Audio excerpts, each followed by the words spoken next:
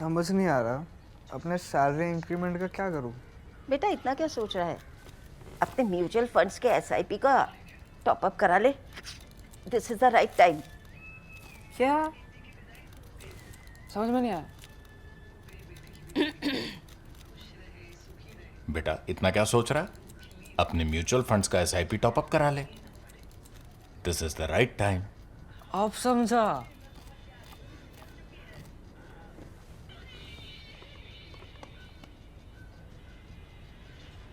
Mutual fund investments are subject to market risks. Read all scheme related documents carefully. नमस्कार, the print में आप सभी का स्वागत है। मैं अपूर्वा मंधानी, मेरे साथ है हमारे editor in chief Shekhar Gupta और हम दोनों आपके सामने हमारा ये साप्ताहिक शो शेखर से सवाल एक बार फिर लेकर हाजिर हैं। शेखर, स्नैपशॉट के तौर पर जियोपॉलिटिक्स पे भी हमें सवाल आए हैं, हमारे देश की राजनीति से भी जुड़े सवाल आए और आखिर में क्रिकेट से जुड़ा भी सवाल लूंगी। शुरुआत करते हैं जियोपॉलिटिक्स से। साई कृष्णा का सवाल है। आजकल का नया क्रिकेट जियोपॉलिटिक्स है जी और वो T20 की तरह से बदलता है, खास करके क्योंकि ट्रम्प है वहां पे। तो वो रात में कुछ पोस्ट करते हैं या शाम को पोस्ट, हमारे टाइम में पोस्ट करते हैं, सुबह हम उठते हैं तो देखते हैं।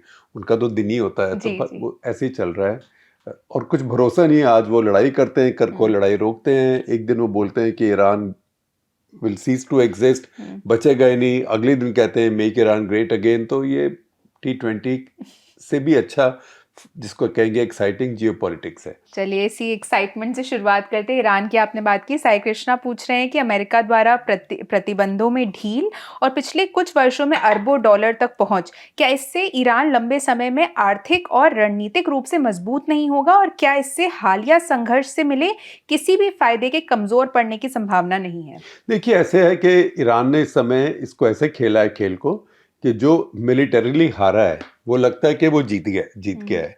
और उसका कारण ये है कि अमेरिका ने कोई साफ ऑब्जेक्टिव नहीं रखे थे। इजराइल का ऑब्जेक्टिव था कि ईरान में रिजीम चेंज होना चाहिए।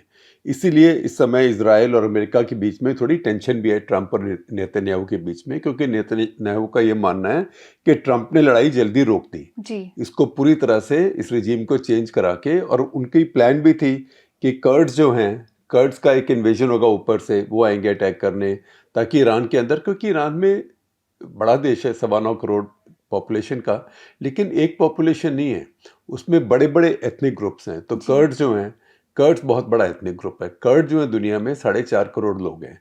ये इसमें कुछ ईरान में है, कुछ टर्की में है, कुछ सीरिया में है, तो ये और कुछ इराक में है। तो हर देश में वो माइनॉरिटी हैं, लेकिन कर्ड्स का अपना देश नहीं है 4.5 करोड़ लोगों का। तो सबसे बड़ी माइनॉरिटी, एथनिक माइनॉरिटी दुनिया में है, जिसका अपना देश नहीं है। और वो इस्लाम फॉलो करते हैं, ज़्यादातर इस्लाम फॉलो करते हैं, लेकिन उनका जो इस्लाम का तरीका है वो भी थोड़ा सा मैं कहूँगा कि वो मॉडर्न है उनका, क्योंकि उनकी जो उनके मिलिशियाज कह लीजिए या जो उनके सेनाएं कह लीजिए, उनमें विमेन सोल्जर्स भी, महिलाएं भी बहुत हैं और वो काफ़ी दिन से लड़ती रही हैं। आईसिस के साथ भी लड़ी हैं, आईसिस ने उनको टारगेट भी किया, विक्टिमाइज भी किया। तो इजराइल की प्लान थी कि कर्ड लोगों का यहाँ पे अटैक करा दें। अब कर्ड लोगों के वहाँ अटैक करने में सबसे बड़ी चिंता होती है एर्डोआन को, क्योंकि टर्की में सबसे ज़्यादा कर्ड्स का प्रेशर होता है। तो एर्डोआन को भी चिंता होती है और इराक को भी चिंता होती है। तो एर्डोआन के पास ही बात लीक हो गई। अब एक अमेरिकन मीडिया में कुछ तो लोग कहते हैं कि जेडी वैंस ने लीक कर दी, क्योंकि वहाँ पे वैंस वर्सेस रूबियो चलता रहता है। और कुछ ये भी हो सकता है क्योंकि वो नेटो के एलाई हैं, अमेरिका के नेटो मेंबर हैं, उनको बताया गया हो तो उन्होंने कहा ये बिल्कुल नहीं, मुझे एक्सेप्टेबल नहीं है, तो उसकी वजह से उसको रोक दिया गया। और फिर भी चाहते थे नेतन्याहू कि अगर ये बॉम्बिंग चलती रही, लड़ाई चलती रही, तो ये in the course of time ये रिजीम चेंज हो जाएगा। लेकिन अमेरिका उससे पहले रुक गया, क्योंकि ईरान ने दूसरा खेल खेला। वो जब होर्मुज को रोका तो उसकी वजह से दुनिया भर में तेल के दाम बढ़ गए। अब दुनिया भर की ट्रंप को कोई चिंता नहीं है कुछ भी हो, लेकिन अमेरिका में जो पंप प्राइसेस थे फ्यूल के, वो बढ़ गए। अमेरिका में ये बहुत बड़ा इशू होता है, क्योंकि अमेरिका जो है, उसका जो सारा समाज, सारी सोसाइटी, सारी इकोनॉमी वो कार ड्रिवन है।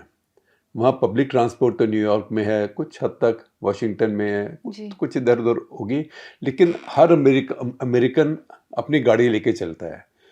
सारा उनका सबर्बिया है, सारा देश उनका गाड़ियों पे चलता है, तो वहाँ पे जो पेट्रोल प्राइस है ये बहुत बड़ी चीज़ होती है।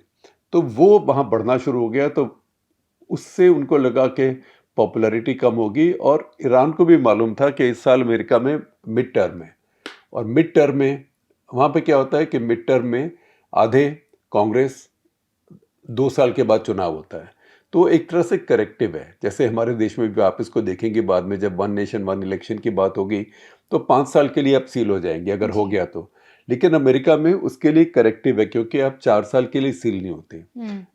कांग्रेस की टर्म 2 साल होती है, 2 साल के बाद आपका फिर इलेक्शन होता है, तो बदल सकता है। तो अगर वो बदल गया तो जो ट्रंप अभी मनमानी कर रहे हैं एग्जेक्टिव ऑर्डर करके, वो नहीं कर पाएंगे। कांग्रेस आएंगे, कांग्रेस रोक देगी उसको, या हो सकता है सेनेट में भी उनकी मेजोरिटी खत्म हो जाए। तो ये सब बातें उनको डर था कि ये चलती रही, अगर ये अनपॉपुलर हो भी गए अपनी ओपिनियन पोल्स में। ईरान में तो कैसी चिंता है नहीं, वहाँ तो रिजीम चेंज होगा तो होगा, नहीं तो उनको कौन सा चुनाव लड़ना है, या चुनाव में कौन सा उनका फ्री वोट होना है। तो ये चीज़ें ईरान ने लिवरेज की, और ट्रंप नेतन्याहू के हिसाब से इसको अधूरा छोड़ के चले गए कि मरीज खोल दिया ऑपरेशन करने में, लेकिन फिर आप उसको जो करना था ऑपरेशन वो नहीं कर पाए, और उसको स्टिच भी नहीं कर पाए, आपने उसको वैसे ही छोड़ दिया।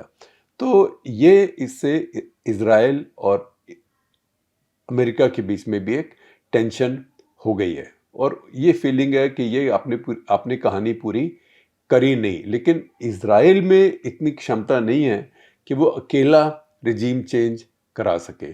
अब क्योंकि रिजीम चेंज नहीं हुआ, क्योंकि रिजीम सरवाइव कर गया, हालांकि उसके बड़े नेता मारे गए, रिजीम सरवाइव कर गया, इसलिए वो इसको ऐसे प्रोजेक्ट कर सकते हैं कि हमारी जीत हुई, क्योंकि ये साफ हो गया कि अभी युद्ध विराम और युद्ध से छुट्टी अमेरिका ज़्यादा चाहता है ईरान के अलावा, ईरान के बजाय, और ये एक तरीके से लेवरेज उनकी बन गई है। तो इसीलिए ये कुछ ऐसे लग रहा है कि उनको ज़्यादा मिला इसमें दूसरों के मुकाबले। शेखर, अगला सवाल विभव कवूरी का है। बोले, जब पाकिस्तान की सेना का लड़ाइयों या युद्धों में जीत का रिकॉर्ड अच्छा नहीं है, तो गल्फ देश लड़ाई और सुरक्षा के लिए उस पर क्यों निर्भर रहते हैं, जबकि खाड़ी देश के पास बेहतर सैन्य उपकरण भी है? देखिए, खाड़ी देशों के पास सब कुछ है। अगर आप सऊदी अरेबिया को देखें तो ये मेरा अभी जो पिछला कट लेटर है इसी के ऊपर है, वो आप उसका लिंक शेयर कर दीजिएगा अपूर्वा। सिर्फ 3.5 करोड़ का देश है सऊदी अरेबिया, सिर्फ 3.5 करोड़, लेकिन उसका डिफेंस बजट हमारे बराबर है इतने सालों से, और इतने सालों से तो वो लार्जेस्ट इंपोर्टर दुनिया में रहा है। अब वो शायद सेकंड या थर्ड हो गया है, क्योंकि उन्होंने बड़े बड़े सामान तो ले लिए अपने 6 स्क्वाड्रन अगर फाइटर प्लेन्स के ले लिए, तो अब रोज़ रोज़ तो वो नहीं लेंगे ना। अब आप उनके लिए गोला बारूद लेंगे, कुछ ट्रेनिंग लेंगे, कुछ मिसाइल लेंगे, तो वो एक तरह से कैपिटल एक्विजिशंस उनकी हो गई हैं। बड़ी भारी फौज है उनकी। कतर के पास रफाल हैं, अच्छे नंबर में हैं, अच्छी ट्रेनिंग है। इन सब के पास अच्छी सेनाएं हैं, हथियार हैं, ट्रेनिंग है, लेकिन एक चीज़ नहीं है। वो चीज़ क्या? वो जिगरा नहीं है लड़ने का, विल टू फाइट नहीं है जी। वो लड़ना नहीं चाहते। तो अब ईरान में अब देखिए कितने मिसाइल गिरे और कितनी बॉम्बिंग हुई। ईरान ने तो घुटने नहीं टेके ना। ईरान को में एक क्षमता है जिसको कहते हैं एट्रिशन लेने की, कि ठीक है हो रहा है तो हो रहा है, लेकिन सऊदी अरेबिया में, कतर में ऐसी कोई क्षमता नहीं है। वो बहुत सॉफ्ट देश है और वो दादागिरी कर सकते हैं तो सिर्फ अपनी जनता के ऊपर कर सकते हैं। वो इसलिए कर सकते हैं कि जनता के पास वो पैसे बांटते हैं और उनको इस बात का डर रहता है कि कल को मेरी जनता सवाल ना पूछना शुरू कर दे, खास करके क्योंकि उस एरिया में मुस्लिम ब्रदरहुड जिसको इख्वान भी कहते हैं वो बहुत मजबूत है, और उसके एक बिलो द ग्राउंड एक सबटेरेनियन उसके फॉलोअर्स हैं, लोगों की सिंपथी भी है, और लोग ये भी कहते हैं यार है तो मुस्लिम देश लेकिन हम इजराइल का साथ दे रहे हैं, हम अमेरिका के पिछलग्गू हैं, अमेरिका हमारी प्रोटेक्शन करता है। इजराइल के जितने जहाज़ ईरान पे जाते हैं वो अरब देशों के ऊपर से जाते हैं ना, और तो कोई रास्ता है नहीं जाने के लिए उनको, तो उनको जाने देते हैं। तो उनको ये डर रहता है कि हमारी जनता एक दिन हमारे खिलाफ बवाल ना कर दे, जैसे कि अरब स्प्रिंग हुआ था 2010-11 में, ऐसा ही हमारे यहाँ कुछ ना हो जाए। तो जब वो पाकिस्तान की सेना को बुलाते हैं तो पाकिस्तान की सेना को इसलिए नहीं बुलाते कि वो ईरान से लड़ेगी या ईरान से उनको बचाएगी। पाकिस्तान की सेना कभी ईरान से लड़ेगी ही नहीं। मैं आपको 10 बार लिख के दे सकता हूँ, क्योंकि उसका वो काम नहीं है, जी। लेकिन वो आर्मी फॉर रेंट है, किराए पर फौज अवेलेबल है। ये फिर जो वहाँ के बादशाह लोग हैं, जो शेख लोग हैं, सोचते हैं कि ये हमारे लोगों से हमको बचा के रखेगी, कल को अगर बलवा हो जाए या कल को कोई अरब स्प्रिंग टाइप चीज़ हो जाए, कल को अंदर से कोई कूप करने की कोशिश करे, तो इसलिए वहाँ पे वो पाकिस्तान की आर्मी को बुलाते हैं। अभी भी आप देखिए सऊदी अरेबिया ने अपने काफ़ी इंफ्रास्ट्रक्चर जहाँ पे उनका है, वहाँ पाकिस्तानी आर्मी की यूनिट तैनात कर दी है। कल को ये नहीं कि वो ईरान से मिसाइल आएगा तो उनको रोकेंगे, उससे ज़्यादा रोकने की क्षमता और सामग्री तो सऊदी अरेबिया के पास है।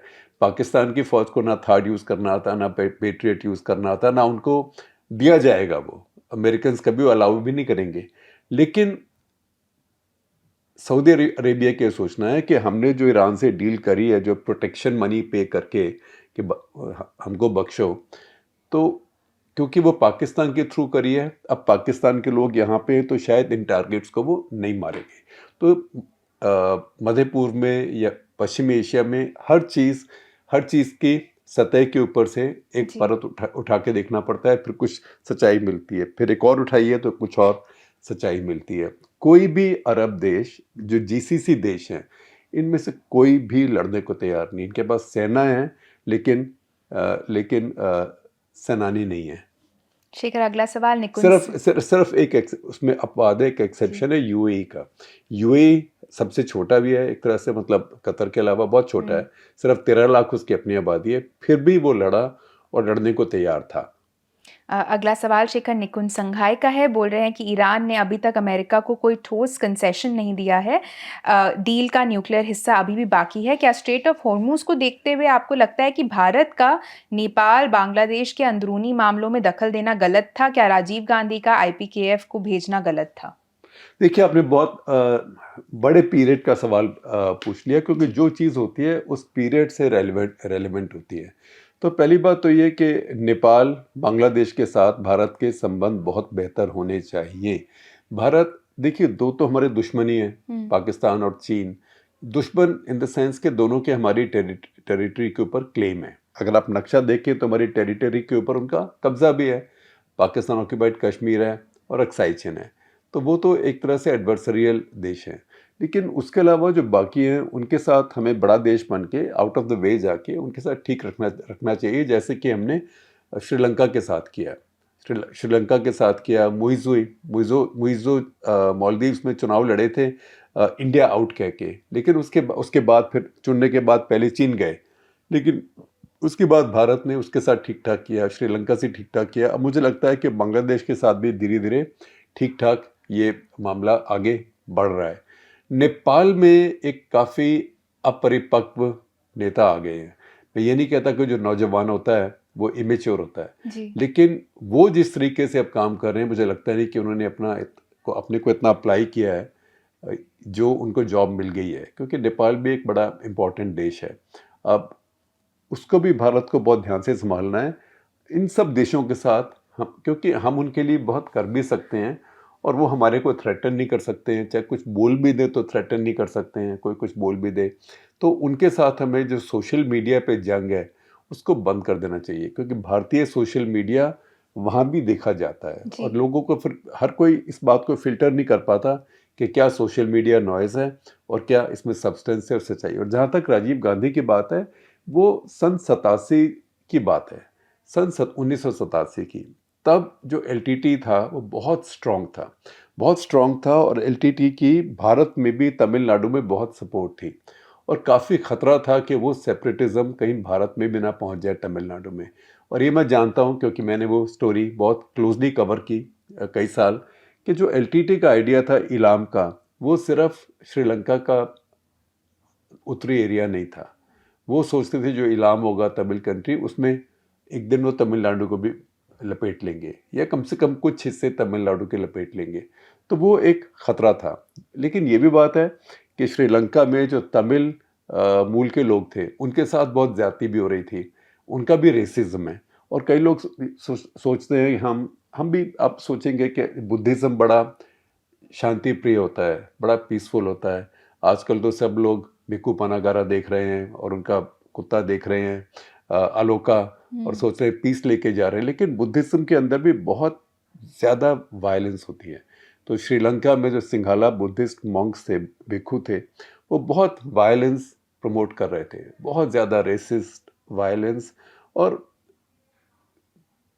वो एक स्थिति ऐसी थी कि जिसमें वहाँ के तमिल्स की प्रोटेक्शन भी ज़रूरी थी, इसके साथ साथ एलटीटी के हथियार गिरवाने भी ज़रूरी थे। तो वो सब सोच के राजीव गांधी ने ये एक अकॉर्ड कराया। आईपीकेएफ को इसलिए भेजा था कि वो अकॉर्ड की इम्प्लीमेंटेशन को देखेगी, इसलिए उसका नाम इंडियन पीस कीपिंग फोर्स था, जैसे कि यूएन पीस कीपिंग फोर्स आती है। लेकिन क्योंकि प्रभाकरन कभी उस एग्रीमेंट को ऑनर करना ही नहीं चाहते थे, उन्होंने सोचा इतना तो हो गया, अब मैं फिर से अपने इलाम के पीछे पड़ता हूँ। और उन्होंने ही पहले आईपीकेएफ के ऊपर अटैक किया, हमारे कमांडोज से एक व्हीकल में उनको पकड़ के उन्होंने और उनको आग से जला दिया। तो फिर उसके बाद एक चीज़ से दूसरी चीज़ आगे बढ़ी। आईपीकेएफ जब गई थी, लड़ने नहीं गई थी, उसके मैं आपको कुछ उदाहरण देता हूँ। आईपीकेएफ के मान लीजिए कि जैसे टैंक गए थे, 3 4 5 6 टैंक चले गए थे, क्योंकि डिवीज़न के डिवीज़न गई तो कुछ टैंक भी चले गए। उन टैंक्स में जो एम्यूनिशन था वो ऐसी फाइटिंग के लिए रेलिवेंट नहीं था। उसके अंदर एक ही तरह के शेल्स थे जिसको APFSDS कहते हैं, armour piercing fin stabilised discarding sabot. वो एंटी टैंक या एंटी आर्मर एम्यूनिशन होता है, क्योंकि उसके अंदर टाइटेनियम की, उसमें एक्सप्लोसिव नहीं होता, विस्फोटक नहीं होता। वो जब बहुत हाई वेलोसिटी से जाके किसी टैंक में लगती है तो उसके अंदर टाइटेनियम के अंदर रॉड होती है या टाइटेनियम की बुलेट होती है, उसको तोड़ के अंदर जाती है और प्रेशर से टैंक टूट जाता है। तो सिर्फ एंटी टैंक एम्यूनिशन था। तो जब उन टैंक्स को ले गए, जबकि हमारे कुछ सैनिक और कमांडो फंस गए थे जाफना यूनिवर्सिटी में पहली लड़ाई में, वो जब टैंक ने फायर किया तो वो बिल्डिंग में, उनके हॉस्टल में, इस दीवार से अंदर गया, दूसरी दीवार से बाहर चला गया। हाई एक्सप्लोसिव शेल थे ही नहीं उनके पास में जी। तो ऐसे हमारे हेलीकॉप्टर चले गए थे वो अटैक हेलीकॉप्टर, लेकिन एम्यूनिशन नहीं लेके गए थे कि लड़ाई कहाँ होनी है, उनको वैसे ही ले गए थे। तो लड़ाई के लिए हम तैयार ही नहीं थे। तो ये सोचना कि राजीव गांधी ने वहाँ सेना भेज दी लड़ाई करने के लिए, ये लड़ाई तो विली नीली फिर हो गई। और उसका सबक यही है कि आप कहीं आगे सेना भेजें तो उसको पूरी तैयारी के साथ भेजें। शेखर, अगला सवाल अर्जुन मलिक का है। बोल रहे हैं, मुझे नहीं पता कि इन आरोपों में कितनी सच्चाई है कि इंग्लैंड पर प्रवासियों, खासकर मुसलमानों का कब्जा हो गया है, या ये कि लंदन नया इस्लामाबाद बन गया है। लेकिन क्या हम ये कह सकते हैं कि राजनीतिक तौर पर लंदन नया इस्लामाबाद बन गया है? अभी तो ऐसा लगता है कि लंदन और इस्लामाबाद के बीच सीधी टक्कर चल रही है कि किसका प्रधानमंत्री अपना कार्यकाल पूरा कर पाएगा। क्या आप बता सकते हैं कि इंग्लैंड में प्रधानमंत्री एक के बाद एक क्यों गिर रहे हैं? और चूंकि हम इंग्लैंड की बात कर रहे हैं, तो आपको क्या लगता है कि बेन स्टोक्स की विरासत या लेगेसी क्या होगी? देखिए, इंग्लैंड की बात नहीं करनी चाहिए, यूके की बात करनी चाहिए। इंग्लैंड तो एक एलिमेंट है, यूनाइटेड किंगडम। प्रधानमंत्री वहाँ, ये जरूर है कि वहाँ मेरे ख्याल 10 साल में 6 प्रधानमंत्री हुए उनके। कैमरन, फिर उसके बाद टेरेसा मे, फिर ऋषि सुनक, फिर लिज ट्रस, अब मैं कोई भूल गया हूँ शायद, कीर स्टारमर। वो एक इंस्टेबिलिटी वहाँ चल रही है और यूरोप के बहुत देशों में ये इंस्टेबिलिटी चल रही है। ये प्रजातंत्र में होता है। और लेफ़्ट राइट तो वहाँ पे एक पोलराइजेशन था, लेकिन वहाँ के लेफ़्ट में भी बहुत अलग अलग एलिमेंट्स हैं। जैसे जेरेमी कॉर्बिन एक तरह का लेफ़्ट है, कीर स्टारमर एक और तरह के लेफ़्ट हैं, और एंडी बर्नम जो अब बनेंगे प्रधानमंत्री वो एक और तरह के लेफ़्ट हैं। वो रिफॉर्मिस्ट लेफ़्ट है एक तरीके से।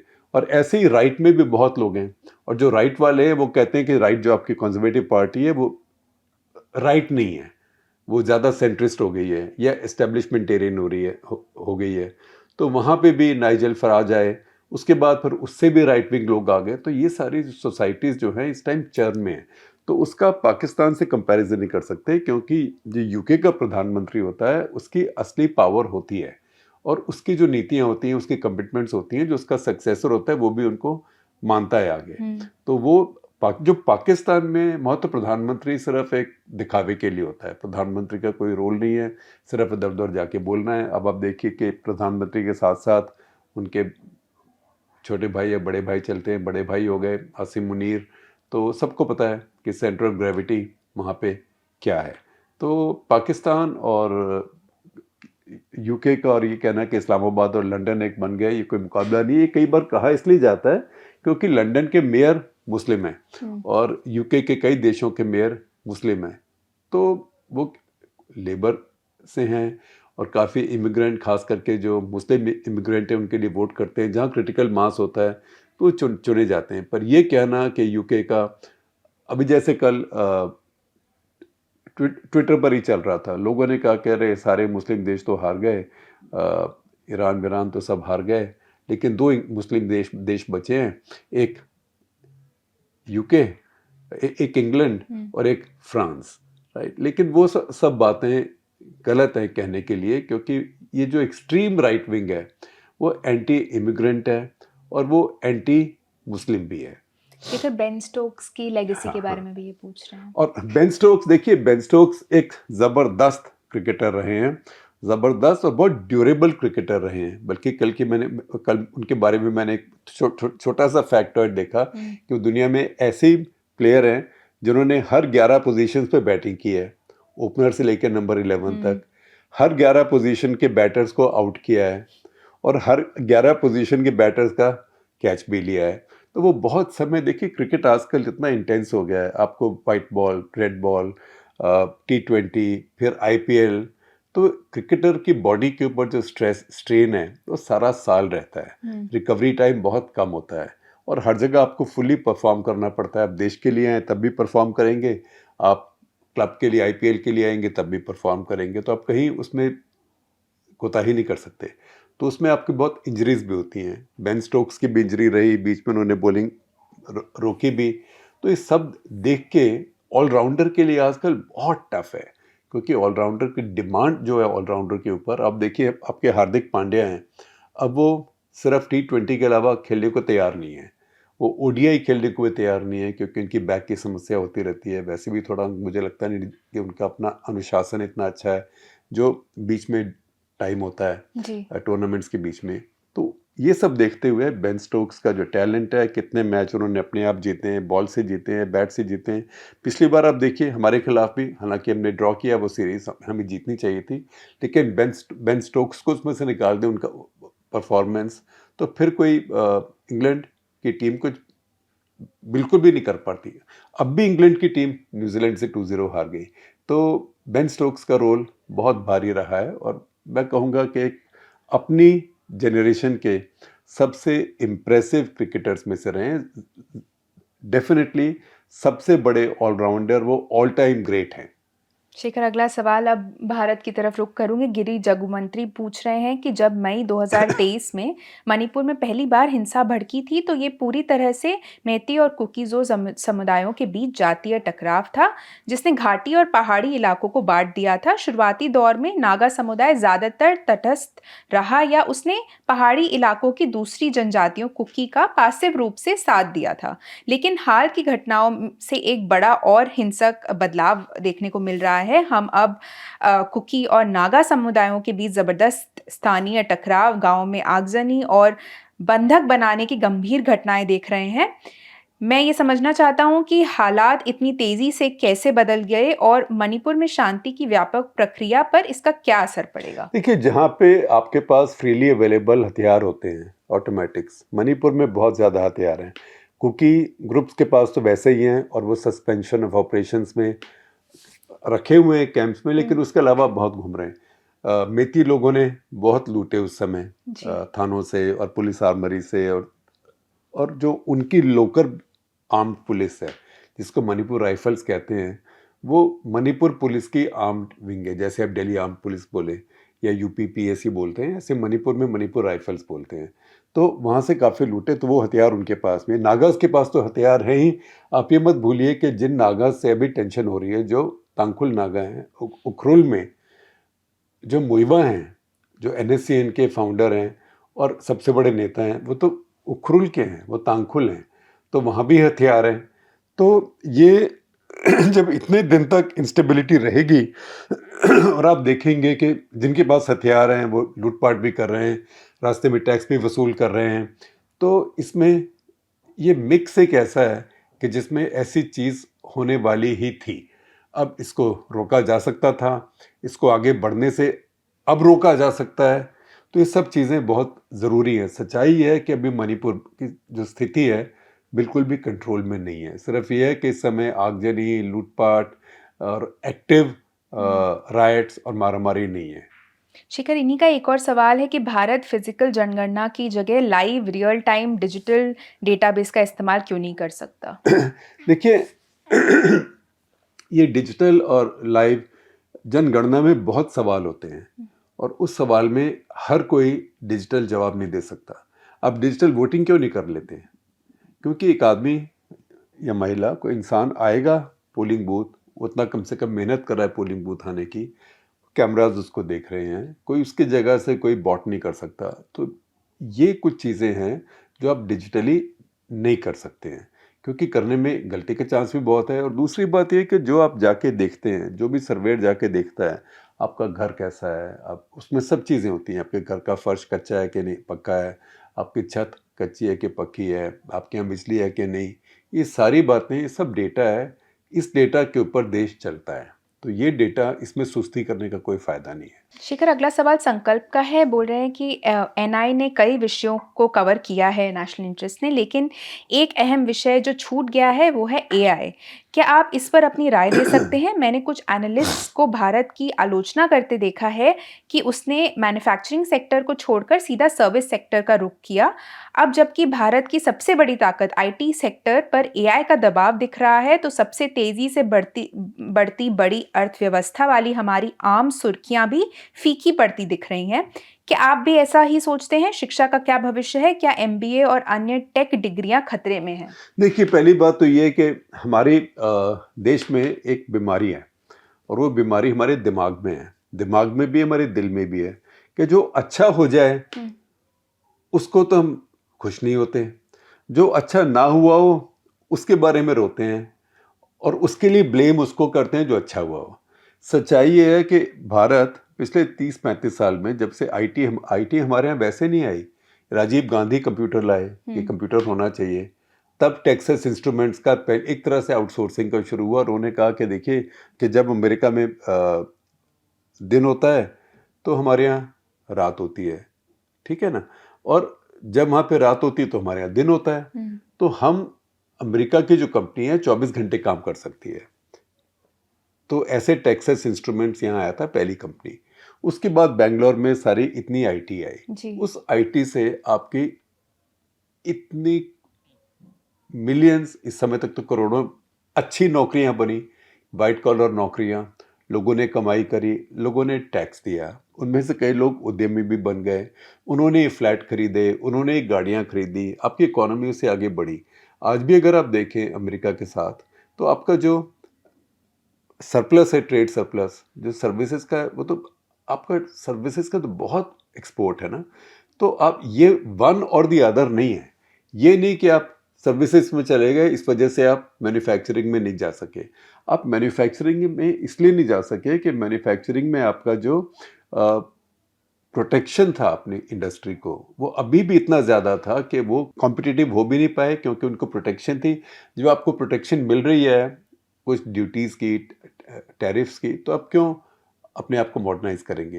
लेकिन दूसरी कहानी ये भी है कि आपको जो मैन्युफैक्चरिंग के लिए कानून बदलने थे, चाहे वो लेबर लॉज हो, चाहे वो लैंड लॉज हो, क्योंकि मैन्युफैक्चरिंग में ज़मीन चाहिए, मैन्युफैक्चरिंग में लेबर चाहिए।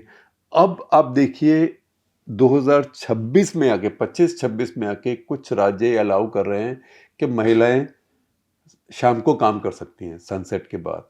अब जो मैन्युफैक्चरिंग होती है 24 घंटे होती है, उसमें आप बोले कि महिलाएं शाम के बाद काम ही नहीं कर सकती, इसका मतलब आपने लेबर फोर्स अपनी आधी कर दी।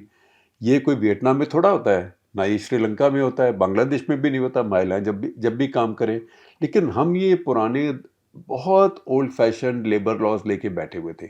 अभी भी वो धीरे धीरे चेंज हो रहे हैं और कुछ राज्यों में हो रहे हैं। उसके बिना, इसके लिए आप सर्विसेज सेक्टर को ब्लेम मत कीजिए। इसके लिए आप अपनी, हमारी मैं क्या बोलूँ, जो बोलना चाहिए ठीक है वही बोलता हूँ, अपनी बेवकूफ़ी को ही ब्लेम करें कि हमने यहाँ पे रिफॉर्म किए ही नहीं। लैंड के ऊपर रिफॉर्म नहीं किया, लेबर के ऊपर रिफॉर्म नहीं किया, और सबसे बड़ी बात बिजली। एक इनपुट जो होता है मैन्युफैक्चरिंग में वो बिजली का होता है।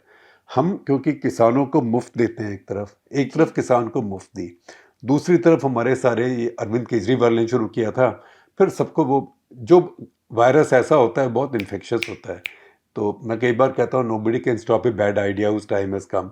तो 200 यूनिट फ्री बिजली शुरू कर दी, अब सबने शुरू कर दी, कौन पीछे रहता है? तो उससे क्या हुआ, अब बिजली तो जब पैदा होगी तो उसका खर्चा होगा ना, जी। तो यहाँ जो आपने उसके बाद आपने कहा लेकिन इतने यूनिट तक सिर्फ इतने दाम पे मिलेगी, सब्सिडाइज कर दी क्योंकि वोट मिलते हैं। तो कुछ आपने फ्री दी, कुछ आपने बहुत ही सस्ती कर दी, कुछ आपने सब्सिडाइज कर दी, और वहाँ से भी आपने अपने बिल भी कलेक्ट नहीं किए, क्योंकि बिल कलेक्ट होगा तो आपको नहीं मिलेगा, तो आपको कनेक्शन काटना होगा, कनेक्शन काटना होगा तो केजरीवाल खुद जाके वहाँ पे जोड़ देंगे। उन्होंने एक उदाहरण दिया था, उसके बाद से सबने ये फैसला कर लिया कि हमने करना ही नहीं है। आज आप देखें भारत में जो बिजली सप्लाई करने वाली कंपनियां हैं, सबके पास बड़े बड़े घाटे पड़े हुए हैं, सरकार से बजट से पैसे देके बेल आउट करती रहती है। तो बिजली फिर क्या हुआ, जब ये इतनी बिजली इतनी सस्ती हो गई तो बिजली की कीमत कौन चुकाएगा? तो जो इंडस्ट्री के लिए बिजली थी वो बहुत महंगी हो गई। अब भारत में इंडस्ट्री के लिए बिजली, जो हमारे कॉम्पिटिटिव स्टेट्स हैं, चाहे वो चाइना हो, वियतनाम हो, कंबोडिया हो, बांग्लादेश हो, उन सब से हमारी इंडस्ट्री को बिजली बहुत महंगी मिलती है। उतनी महंगी बिजली लेके वो compete नहीं कर सकते हैं। तो ये सारी बातें, ये इस घर को आग लगी इस घर के चिरागों से, और ये चिराग हमारे पॉलिटिकल लीडर्स हैं जिन्होंने वोट्स के लिए ये काम किया। अब धीरे धीरे रिफॉर्म हो रहा है। आज भी मैंने देखा दिल्ली में अखबारों में सब में खबर है कि दिल्ली की जो प्राइवेट कंपनीज है, डिस्ट्रीब्यूशन कंपनीज हैं, उनके पास 38,500 करोड़ का बैकलॉग हो गया है, क्योंकि 2014-15 से आपने बिजली का दाम नहीं बढ़ाया यहाँ पे, उसके बावजूद इलेक्शन हारे, लेकिन अब बढ़ाया नहीं तो वो घाटा हो रहा है। अब घाटा हो रहा है तो क्या करेंगी कंपनियां? आपकी लाइट तो बंद करेंगे नहीं, सरकार अल्टीमेटली उनको पैसे देगी, या फिर अब आप उनकी रेट बढ़ाएंगे। तो ये सारी बातें, इन सारी बातों से भारत में मैन्युफैक्चरिंग आगे नहीं बढ़ पाई है। इसके लिए सर्विसेज को ब्लेम नहीं करना चाहिए, बल्कि जो ठीक हो गया उसके लिए अपने आप को शाबाशी देनी चाहिए, और अपने लोगों को जिन्होंने ये काम किया है, क्योंकि सर्विसेज इंडस्ट्री से भारत की बहुत दुनिया में इज्जत बढ़ी है। और आप देखें कि सर्विसेज ही दुनिया का एक तरीके से फ्यूचर है। उसका मतलब ये नहीं कि मैन्युफैक्चरिंग नहीं होनी चाहिए, क्योंकि मैन्युफैक्चरिंग में एक और तरह की नौकरियां आती हैं, सर्विसेज में एक तरह की आती हैं। IIT MBA आप कह रहे हैं, मैं नहीं मानता कि उसका कोई भविष्य नहीं है, उसका भविष्य है, लेकिन उन सब की भी लाइन आगे चेंज होगी। AI के बारे में मैंने नहीं लिखा है, सच्चाई है, और मैं झूठ के बोलूं, बिल्कुल सच बात है, क्योंकि मैं उसको इतना समझता नहीं हूं। तो जब मुझे थोड़ा समझ आएगा तो तब लिखूंगा। ये ज़रूरी नहीं है कि जो आपको नहीं आता हो उसके बारे में लिखना चाहिए, कि ChatGPT मुझे बताओ कि मैं 1200 वर्ड्स कैसे लिखूं AI के बारे में, तो वो ऐसे नहीं है, हम AI अलाउ भी नहीं करते अपने यहाँ। शेखर, आज का आखिरी सवाल लूंगी। सूरज का सवाल है, बोल रहे हाल ही में हुए T20 वर्ल्ड कप में श्रेयस अय्यर को इसी सिलेक्शन कमेटी ने चुना ही नहीं था, और अचानक उनको न केवल T20 टीम में लिया गया बल्कि सीधा टीम का कप्तान भी बना दिया गया। मुझे श्रेयस अय्यर के चयन में कोई समस्या नहीं दिखती, वो एक बहुत अच्छे खिलाड़ी हैं, लेकिन इस तरह टीम में लेने के साथ ही सीधा कप्तान बना देना थोड़ा अजीब लगा। आपके इस पर क्या विचार है? देखिए, कई सिलेक्शंस मुझे समझ नहीं आती हैं। कई सिलेक्शंस तो अच्छी हैं कि हम नए लोगों का आके ब्लड करते हैं, पर कई सिलेक्शंस मुझे समझ नहीं आती हैं, और काफ़ी क्योटिक भी लगती हैं और काफ़ी विम्सिकल भी लगती हैं। अब आप देखिए, एक अंशुल कंबोज थे, उनको टेस्ट मैच में एक में खिलाने ले आए, उसके बाद वो गायब हैं। खिलाने क्यों लाए अभी तक किसी को पता नहीं, वो भी इंग्लैंड में ले आए थे। तो कई चीज़ें इस सिलेक्शन कमेटी के अंडर ऐसी होती हैं। अब श्रेयस अय्यर को कभी ड्रॉप नहीं करना चाहिए था लिमिटेड ओवर्स में, और टेस्ट में उनको भारत में खिलाना चाहिए था, जिसको एक ज़माने में बोला था राज सिंह डूंगरपुर ने, जब उन्होंने बहुत बड़ी चेंजेस की थी भारतीय क्रिकेट टीम में 70 के दशक में, पटौदी वगैरह के जनरेशन के बाद में, तब उन्होंने बोला था हॉर्सेस फॉर कोर्सेस। तो जैसा कोर्स हो, जैसा मैदान हो, वैसा घोड़ा चुनिए। तो उसके हिसाब से जब भारत में टेस्ट मैच होते हैं, श्रेयस अय्यर को कभी ड्रॉप नहीं करना चाहिए। अगर वो फिट हो, उनकी कुछ फिटनेस प्रॉब्लम रही है बैक की, लेकिन अगर वो फिट हो तो उनको ज़रूर खिलाना चाहिए, क्योंकि भारतीय टीम में स्पिन खेलने वाले वो सबसे अच्छे बैटर हैं। अब देखिए, जब भारत बांग्लादेश गया था टेस्ट मैच के लिए, तो भारत वो दोनों टेस्ट मैच हार जाता वहाँ पे। श्रेयस अय्यर और बाद में अश्विन, इन लोगों ने आके बचाया। तो श्रेयस अय्यर को सिर्फ स्पिन के लिए यहाँ पे खिलाना चाहिए था, और वो दोनों सीरीज़ अब 3-0 के हिसाब से हार गए। और उन्हीं में से एक सीरीज की वजह से 3-0 हारने से पिछली बार आप WTC के फाइनल में नहीं जा पाए। तो ये कई बातें हैं जो मुझे समझ नहीं आती हैं, इसमें किसका इंटरेस्ट है, कोई चेंज क्यों नहीं करना चाहता है, ये काफ़ी कंफ्यूजिंग चीज़ है मेरे लिए। चलिए इसी बात पे हमारा आज का एपिसोड यहीं खत्म होता है। आशा करती हूँ आप सभी को एपिसोड पसंद आया होगा। हमसे जुड़ने के लिए, हमें अपने सवाल भेजने के लिए आप सभी का बहुत बहुत धन्यवाद।